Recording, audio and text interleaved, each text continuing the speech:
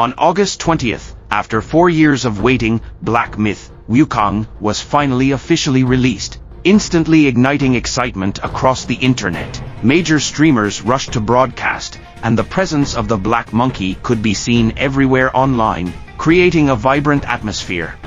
After the game's release, players began to explore this groundbreaking work that sets a precedent for Chinese AAA games. After completing the first chapter, players couldn't help but ponder, what story is being told behind the game? Who is the controller of fate? And where will the great sage go from here?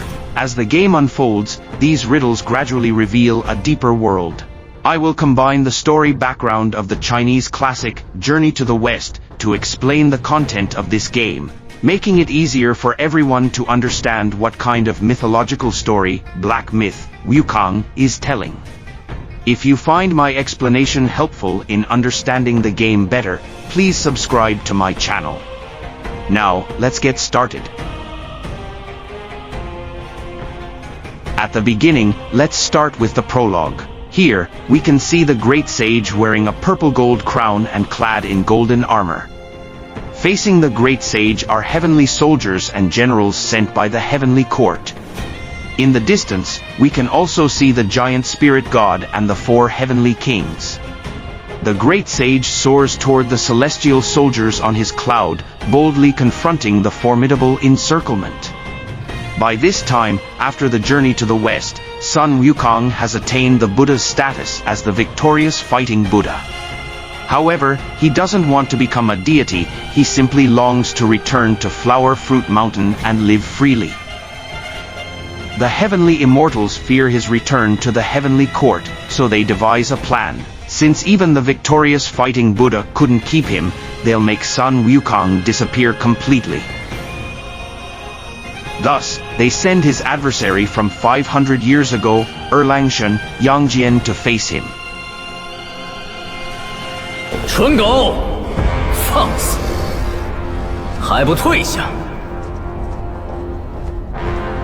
都记好了，他不是只普通猴子，他是有功的猴子，是封过佛位的猴子。这里除了我，没人配与他单挑。猢狲啊，猢狲！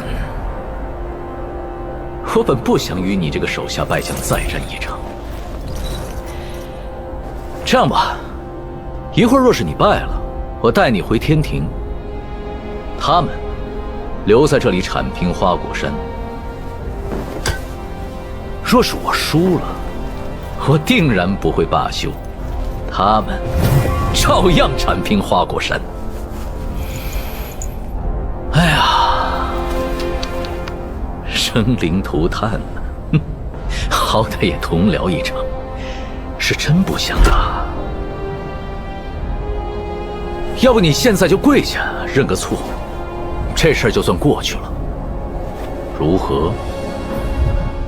From Yang Jian's arrogant attitude, one can discern that the heavenly court's stance towards Sun Wukong leaves no middle ground. Either he bows in submission, conforming to heaven's will for survival, or he faces death and destruction, with Flower Fruit Mountain laid waste.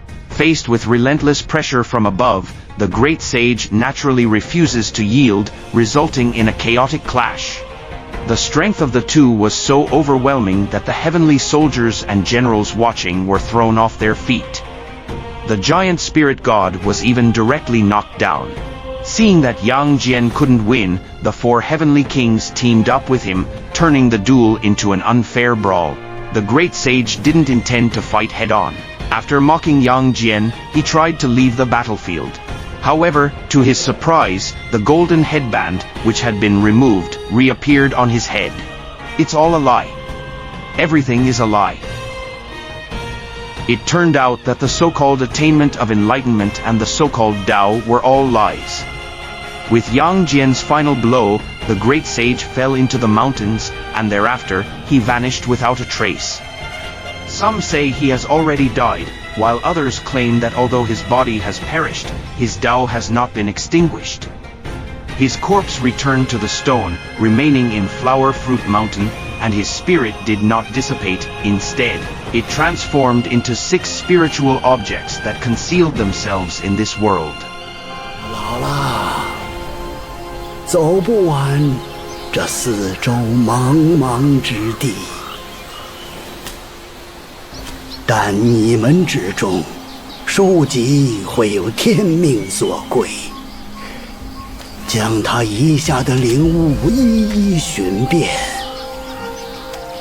待领悟尽数回归花果山之日，或是大圣复生之时。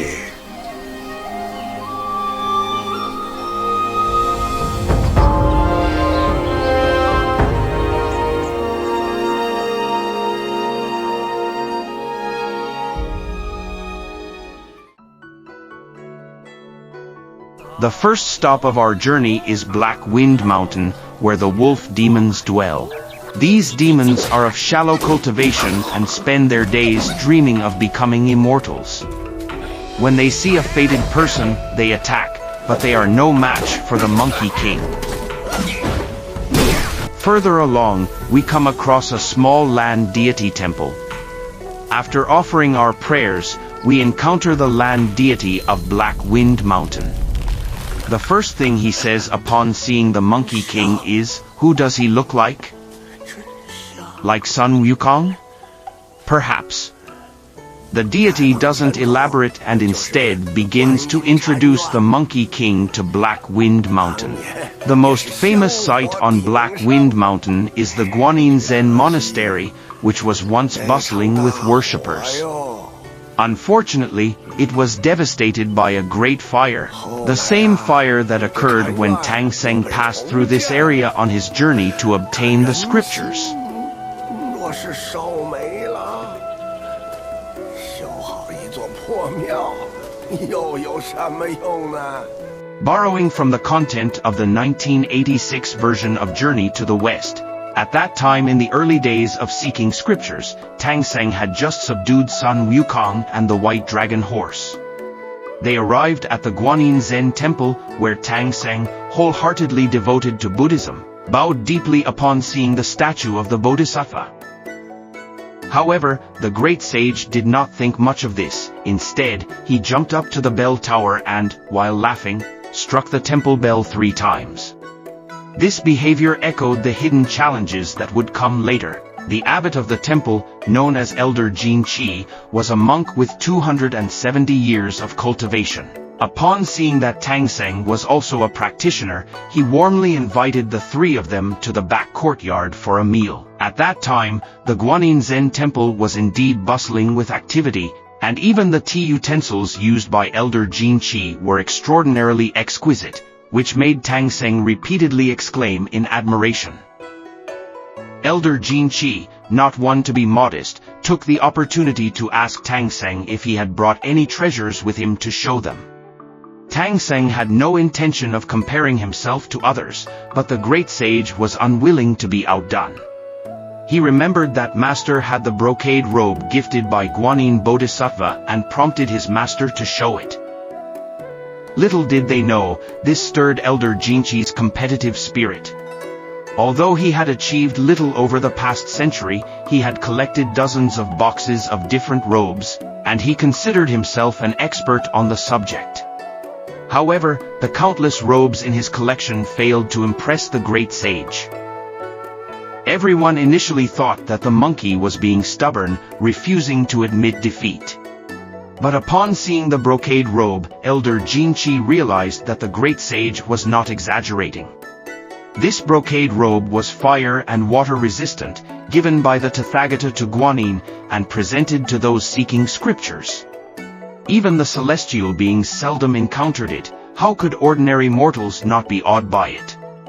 Elder Jin Chi, who was already infatuated with robes, was instantly captivated by this treasure and fell to his knees.